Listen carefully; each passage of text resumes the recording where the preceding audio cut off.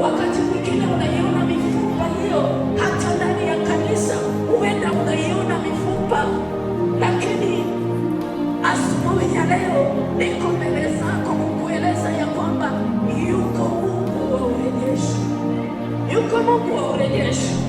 Huyu Mungu akazungumza, alizungumza na Ezekieli, akamwambia Ezekieli, je, mifupa hii yaweza kuishi?